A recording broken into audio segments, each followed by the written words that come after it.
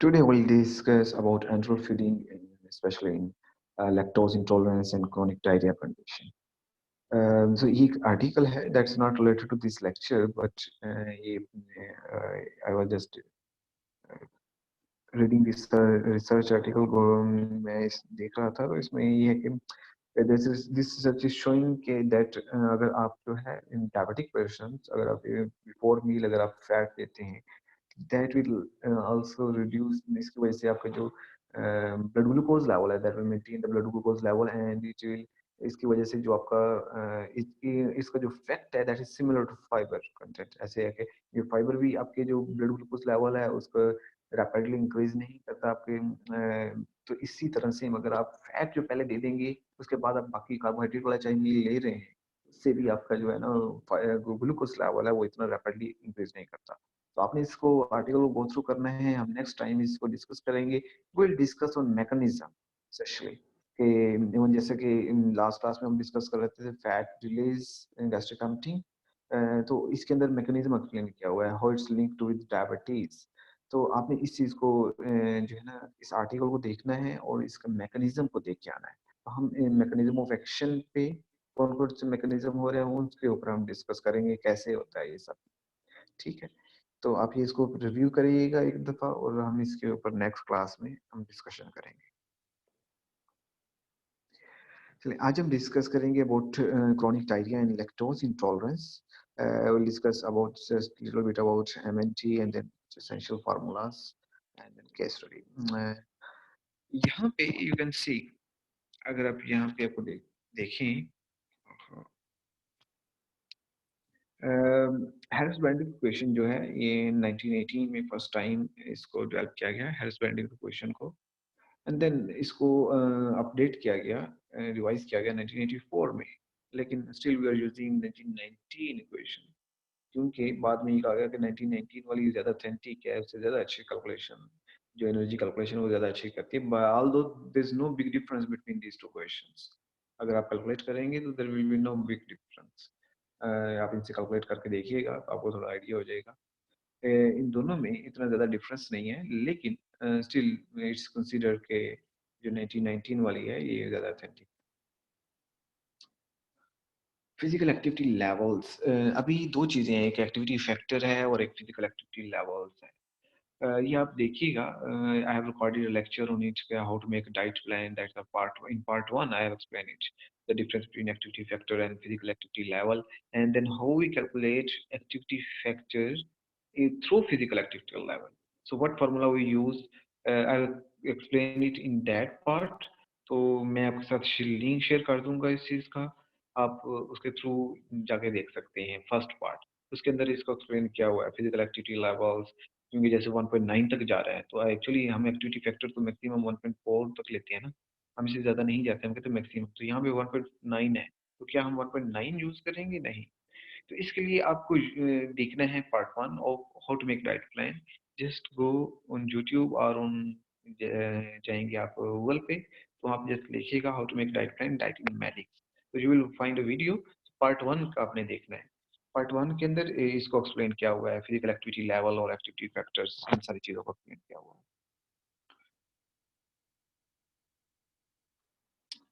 Okay यहाँ पे एक चीज जो है हमारी इस पॉइंट पे पहले भी कुछ लेक्चर्स में बात हुई इसी पॉइंट पे जब स्टार्टिंग लेक्चर्स में हमारी इस पे बात हुई कि व्हाई वी डोंट हमारे पास ऐसा बाकी जो डिजीज है उनके लिए एक्टिविटी फैक्टर और स्ट्रेस फैक्टर हम क्या रखेंगे स्ट्रेस फैक्टर की बात हुई थी स्ट्रेस फैक्टर क्या रखेंगे तो यहाँ पे मैंने काफी इसके ऊपर कुछ रिसर्च की है you can find it but अब यहाँ पे देखिए अगेन जैसे कि हमारी क्रॉस के अंदर है क्रॉस के अंदर भी जैसे कि सर्जरी है इन्फेक्शन है ट्रॉमा है ऐसी चीजों के बारे में हमारे पास स्ट्रेस फैक्टर है but we don't have specifically stress factor for renal disease we have don't have specifically stress factor for liver disease diabetes इस तरह का स्ट्रेस फैक्टर हमारे पास हमारी बुक जो टेक्स्ट बुक ऐसी नहीं कहती कि इस डिजीज में हमने ये रखना है तो हमारे पास उन चीजों के लिए अभी तक स्ट्रेस फैक्टर या तो उसके ऊपर लैक ऑफ रिसर्च ठीक है तो आप यहाँ पे देख सकते हैं जैसे हमने पहले रिसर्च किया हुआ है वैसे ही है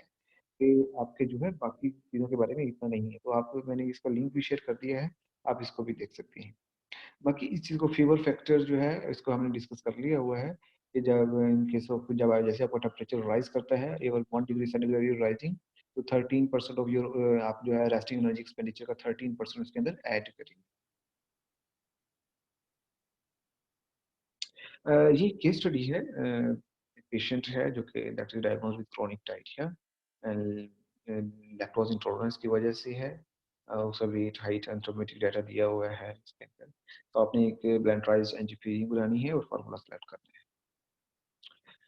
ऐसी कंडीशन के अंदर जो है वो नॉर्मली एलिमेंटल फार्मूला या हाइड्रोलाइज्ड फार्मूला दिया जाता है।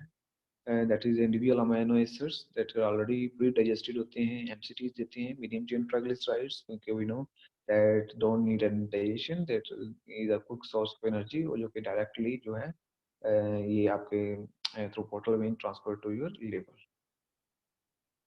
तो हम इसके बारे में कुछ डिस्कशन हमारी हो चुकी है पहले भी। Polymeric formula, that is unaltered carbohydrate, protein and fats. That is not a pre-digested formula. ऐसी कंडीशन के अंदर जैसे कि क्रोनिक डायरिया की कंडीशन है, in that case we replace fluid and electrolytes. हम जो है सिंपल फूड यूज करते हैं जो कि आसानी से डाइजेस्ट हो जाए।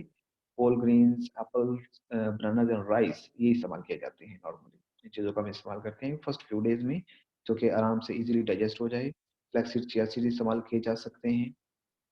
Fruits, vegetable like that give you fiber, that give you electrolytes, that give you fluids, MCTs इस्तेमाल करेंगे हम इन कंडीशन के अंदर।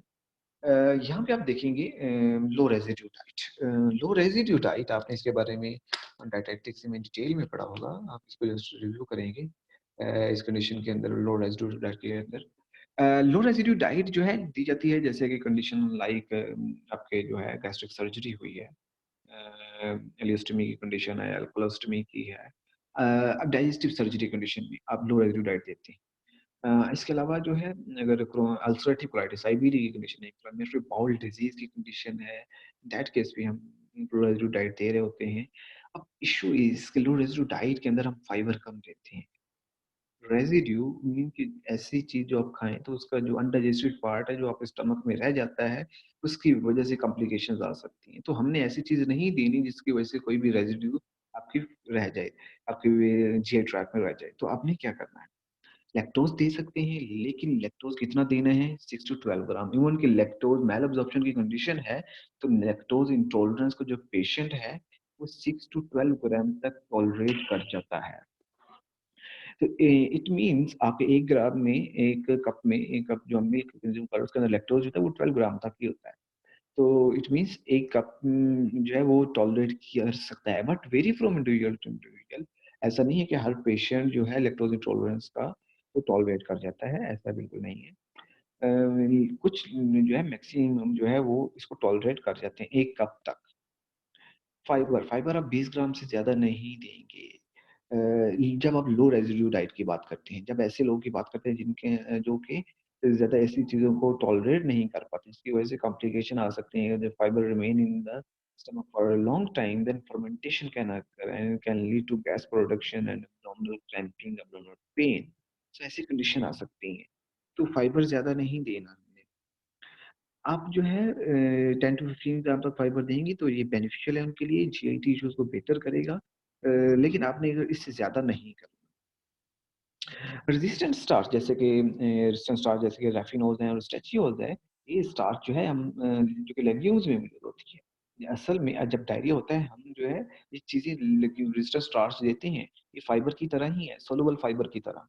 लेकिन यहाँ पे हम क्यों नहीं देंगे ऐसे लोगों को जिनको हमने लो रेसिड्यू डाइट देनी है, क्योंकि इसकी वजह से ही can stay in G tract for a long time. आपकी कंडीशन आपको डिफ़िकल्ट अब मैल अब्ज़ॉर्प्शन की कंडीशन है, तो ये बहुत मुश्किल हो जाएगा। डायरिया है, हम डायरिया में ये रिकमेंड करते हैं, हम दालें रिकमेंड करते हैं, हम चावल, राइस और अगर जो है व्हाइट राइस विद सीरियल ये बेस्ट रेमेडी है डायरिया के अंदर। लेकिन अगर कंडीशन ऐसी है जिसके अंदर हम ये दे नहीं सकते, तो फिर हम इसको रिकमेंड नहीं करेंगे। सॉर्बिटॉल ये तो आपको इसका आइडिया होगा जितने भी हैं स्वीटनर्स हैं हम जैसे सॉर्बिटॉल है 10 ग्राम से ज़्यादा नहीं देना, फ्रक्टोज़ है 20 टू 25 ग्राम पर मील से ज़्यादा नहीं देना, सुक्रोज़ दैट इज 25 to 50 ग्राम। अब अगर हम इनसे ज्यादा करेंगे, अगर हम ये देते हैं तो इसकी वजह से आपको बताओ ऑस्मोटिक डायरिया हो सकता है। तो हम ये अवॉइड करेंगे। कैफीन, कैफीन क्योंकि चेई सेक्रेशन को बढ़ा रही है, मोटिलिटी, क्रोनिक मोटिलिटी को बढ़ा रही है, तो डायरिया भी बढ़ सकता है, ये कॉम्प्लिकेशंस भी बढ़ सकती हैं। अल्कोहलिक बेवरेजेस गैस्ट्रिक सेक्रेशन बढ़ा रहा है, तो ऑफ कोर्स हम इसको रिकमेंड नहीं करेंगे।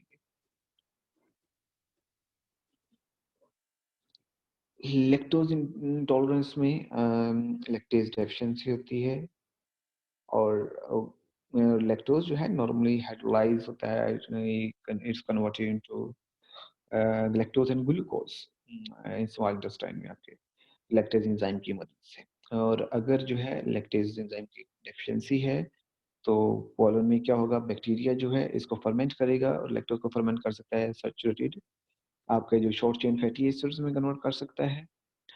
और इसीलिए कहा जाता है कि और आपके एक और बात, अगर फाइबर जो है, फाइबर भी आपका जब आप जेट ट्रैक में फर्मेंट होता है, तो वो भी शॉर्ट चेन फैटी एसिड में कन्वर्ट हो जाता है, और इसलिए कहा जाता है कि फाइबर आपको एनर्जी भी देता है।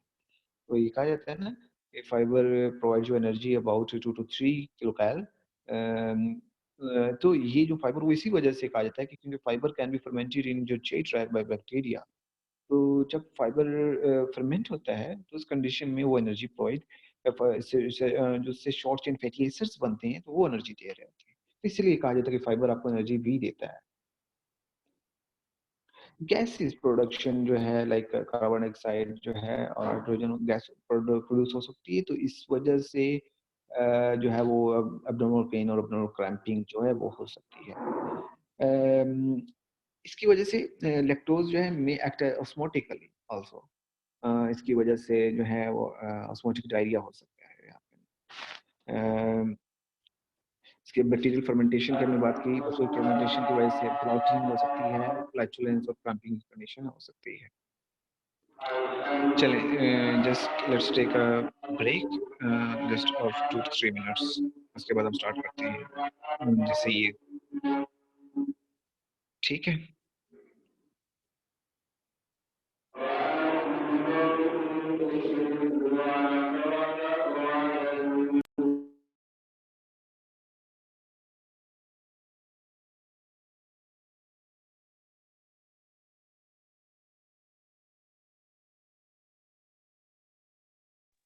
ओके, हम डिस्कस कर रहे थे अबाउट लैक्टोज इंटॉलरेंस।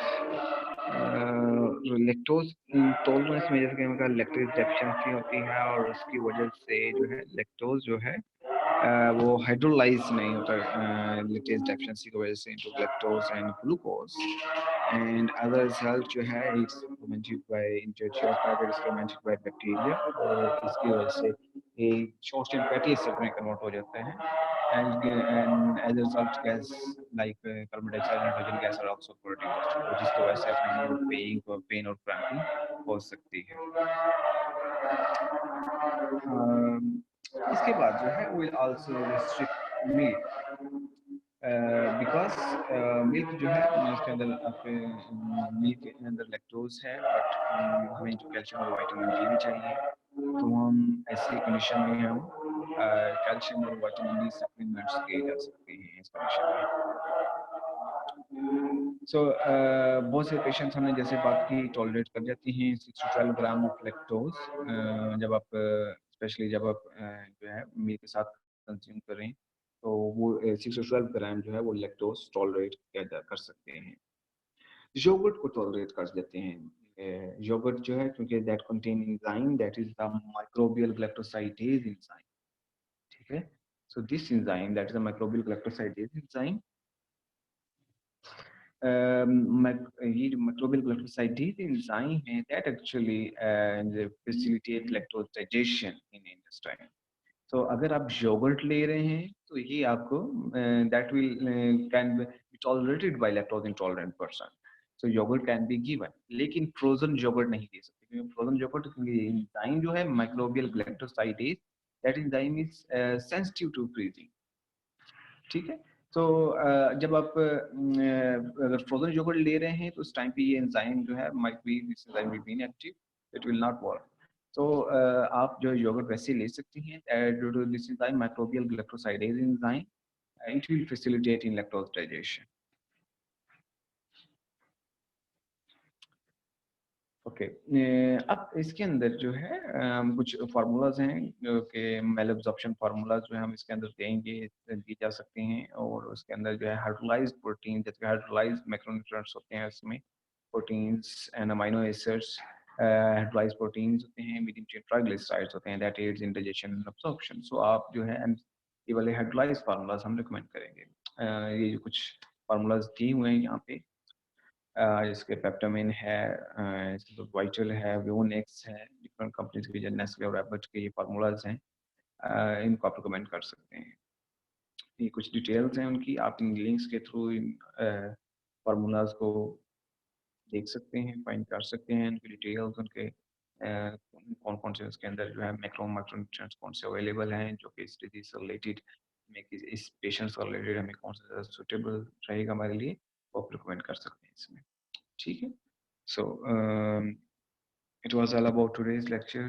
हम जो है एंट्रल फीडिंग के बारे में तकरीबन हमारा काफ़ी हद तक हमने डिस्कस कर लिया है एंट्रल फीडिंग को। और enteral feeding is very simple, और उम्मीद है कि आपको समझ भी आ गई होगी। और अगर आप हॉस्पिटल में अगर किसी के लिए आप एंट्रल फीडिंग या ब्लेंडराइज्ड डाइट डिज़ाइन करनी होगी तो आप उसको पेशेंट से रिलेटेड कर भी सकें। ठीक है। नेक्स्ट लेक्चर से हम पैरेंटल को स्टार्ट करने जा रहे हैं, और मैं भी अभी भी मैं पूरी उम्मीद हूँ कि पैरेंटल भी आप लोग समझ जाएंगे A to C.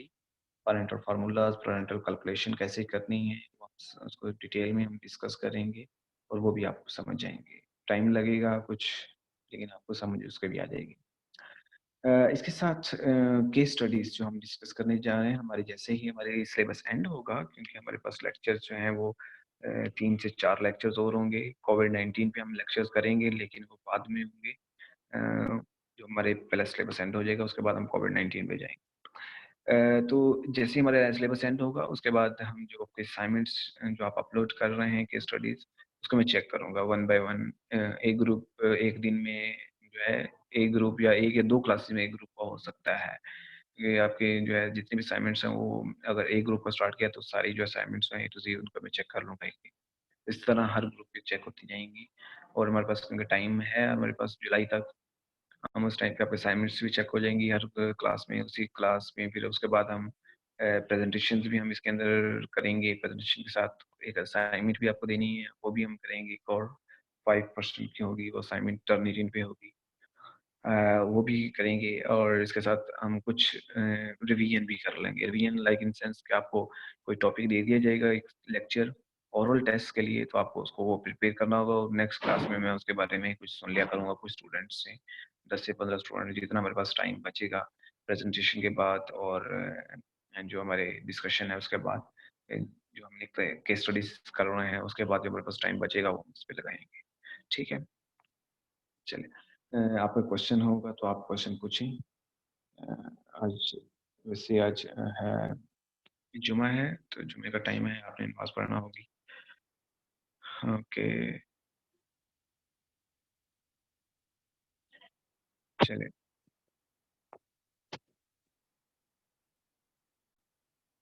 So it was short lecture, and that was last lecture on COVID, on lactose intolerance. Okay, अभी कोई क्वेश्चन है रिगार्डिंग एनीथिंग? कोई भी आपका क्वेश्चन हो तो पूछें।